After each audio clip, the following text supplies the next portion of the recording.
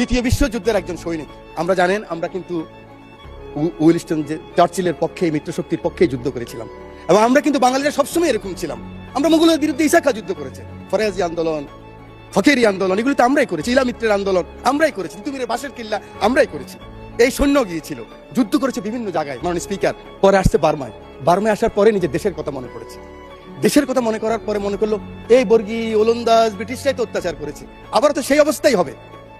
তার স্ত্রীর কথাও মনে পড়েছে। তখন ঢাকায় কিন্তু লণ্ঠনের বাতি জ্বালতো। তো তিনি বলেছেন, পরের জন্য যুদ্ধ করেছি অনেক, পরের জন্য যুদ্ধ করেছি অনেক, এবার তোমার আর আমার যুদ্ধ। যদি বলো এত যুদ্ধ করে কি পেয়েছি? তিউনিসিয়ায় পেয়েছি জয়, উগান্ডায় পেয়েছি জনগণের ভালোবাসা, আর প্রতিবেশী বার্মায় পেলাম ঘরে ফেরার তাগাদা। আমি যেন সেই বাতিওয়ালা, যে পত্ত পত্ত রাস্তায় বাতি জ্বালিয়ে ফিরি, অথচ যার নিজের ঘরে জমে থাকে দুঃস্ব অন্ধকার। এই অন্ধকার আমরা কাটাতে চাই, এই অমনুষ্য থেকে বের হতে চাই। আমরা সুন্দর, স্বাভাবিক, সকলের জন্য যে বাংলাদেশ, সেই বাংলাদেশ চাই। আমার নেতা তারেক রহমানের সবার আগে বাংলাদেশ, সেই বাংলাদেশ চাই।